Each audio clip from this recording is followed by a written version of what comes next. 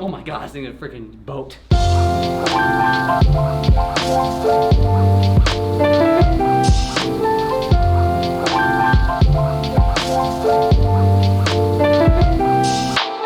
Marley. Hey guys, welcome back to the vlog. We got Marley here. We got the R-Dub Club. We got this hat. Check it out up here. Why the heck is she licking my neck? Love. I don't drink the camera. Okay, so we are over here. Oh god, I just swallowed a peanut. We are over here at Scooter Zone at the moment. Dang it! Better. She's vicious. Okay, so one of the things that a lot of scooter riders kind of struggle with is the fact that your headsets sometimes, what's the gnarliest one here? Sometimes they start to look kind of like that. I don't know, is that not focusing? See how freaking gnarly this thing looks? It is really dirty, it's really nasty. And today, we're gonna show you guys exactly how to clean all that out. And I have like a decently fresh headset right here, which we are gonna get really, really dirty on purpose. And we'll show you how to fix it. Little thing that this helps out with is it'll help you actually tail faster, it'll help you bar spin faster, it'll help you turn smoother, all that stuff. Although, one little disclaimer that we have to let you guys know is this will make your headset not nearly as smooth. It'll be fast, it'll spin fast, it'll spin smooth-ish, but it's not ever gonna spin as smooth as when you first got it. That's the only crappy thing about headsets. Disclaimer number 2, why is my face so freaking bright? I look like a freaking ghost. That should be a little bit better, perfect. Now, as many of you may notice, this is not my scooter. I don't ride these. I ride Envy stuff. And also, why do we have grip tape on top of grip tape? It's because John's grip tape has it's not kid friendly, so we've covered it. What's that? It's a guy with no shirt on. So as you guys can see, John's headset spins, but it could definitely spin a little bit better than that. So we are gonna fix John's headset for him so that he can do his tailwhips better, he can do them faster, all that good stuff. So we're gonna start by taking off his clamp.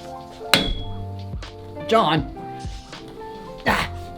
Oh, Jesus, that was freaking hard to get off. So as you guys can see, John's headset is not super crazy dirty, but it's kind of old. John, is your headset old-ish? I got it from him. Steve, is John's headset oldish? Yeah. It's old. Also, I think that it's 2 different headsets. Oh, that's even better. John, what the heck is going on? I mean, what? Look at your shim, bro. Why is it like this? That guy. Steve, you did this? Look at this freaking thing. Is that on my scooter? No. It's not on your scooter, but shoot, it should be apparently, because look at the freaking hole in this. Steve, this is not supposed to look like this. All right, so we have John's headset right here. Looks like he has this. Like this headset actually doesn't feel that bad. Like this, at least this single bearing. This one feels absolutely horrendous. So we'll work on this one first. Okay, so we have our bearing right here. Now, there are a couple different ways that you can do this, but the way that I usually do it is I grab a razor blade, and that's like the first little, it's just the first thing I grab. So what we need to do first is we need to get access to the bearing balls that are inside. What I'm gonna do is I'm gonna stick that little razor blade right there, and I'm just gonna kind of pull up on this plastic cover that they have on the inside of the bearing.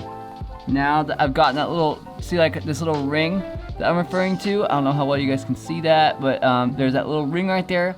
That's what you need to take off. Now, try not to get this thing too dirty, but I just usually pull it off and set it kind of aside somewhere. So you can kind of see a little bit of the internals on the inside. Now, that's what we needed to get to. There's no plastic little cover on this side, so you don't have to worry about that. Only the side that has the actual cover that you take off. Now, a lot of people are gonna argue with me on this, on what I actually do with my headsets, but like I said, I don't really care with my headsets being super, super smooth.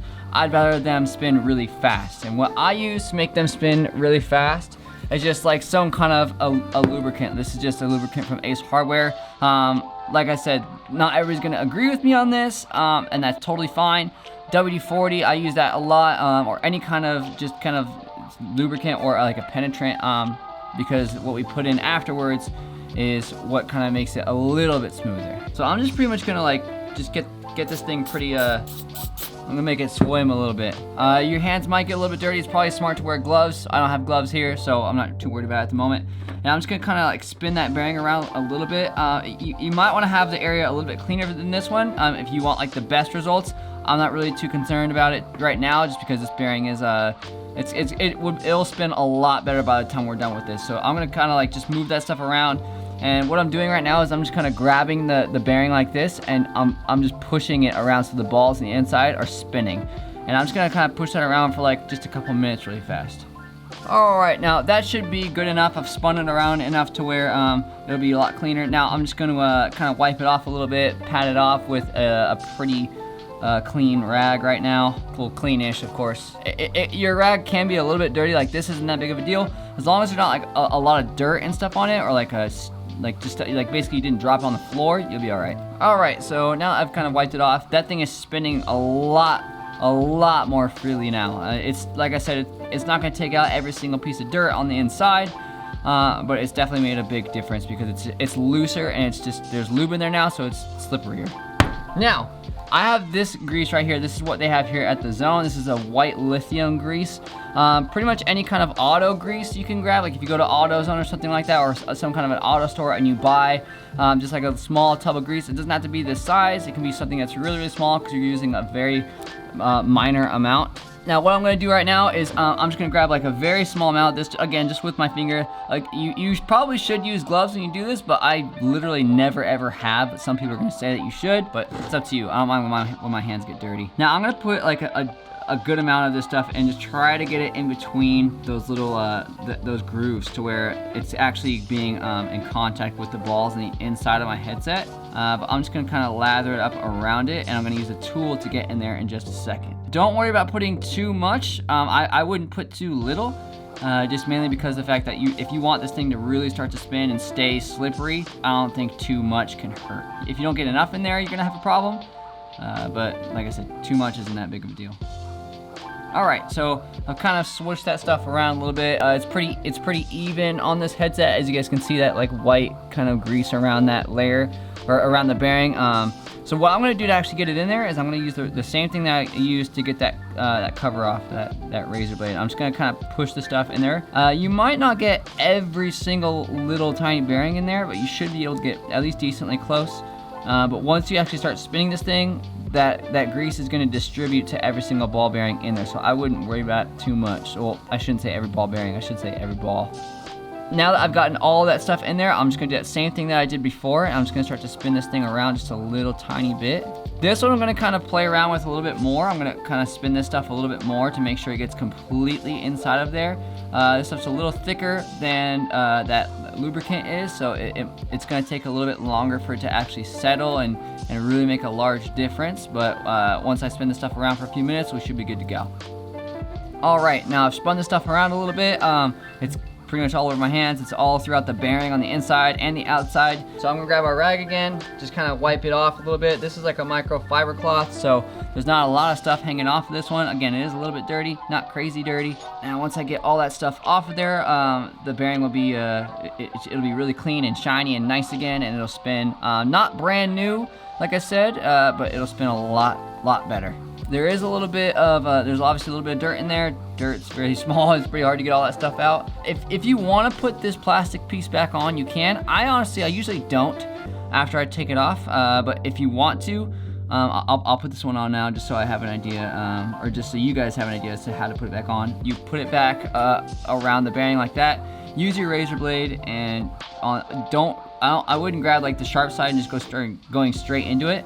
You kind of want to use like the end of it, kind of like this. I don't know how well you guys can see that. So instead of going straight at it like this, use kind of like that back side and just push it in spot by spot. It will do like a very small snap, and just work around the bearing slowly. If you bend this thing and you try to put it back in your bearing and you spin your bearing, it could not spin correctly, which is why I don't usually put this thing back in. So mine's back out. I'm gonna put this bearing back in the scoot, and we're gonna see how it rolls. So I'm gonna put this thing back in. I didn't touch this bearing because, like I said, this bearing was still spinning pretty freely. It was plenty smooth and stuff like that. So I'm just gonna put that same exact one straight back in, and that is already spinning a ton better. Now,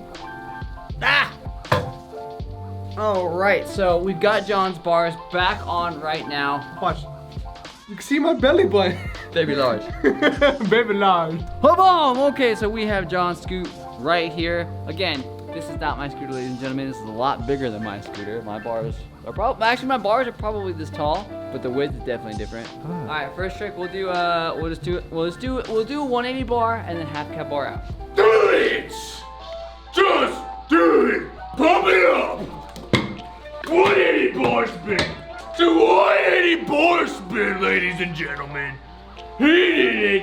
He's gonna do it! Again!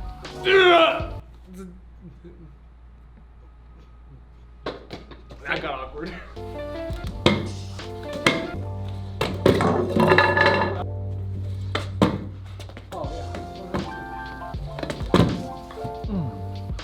That was freaking hard, dude. This thing's huge. Oh my god, this thing is a freaking boat. Whoa. This thing is so hard to do this stuff on, dude. Like, it seemed like it was gonna be easy at first, and it was not. Oh god.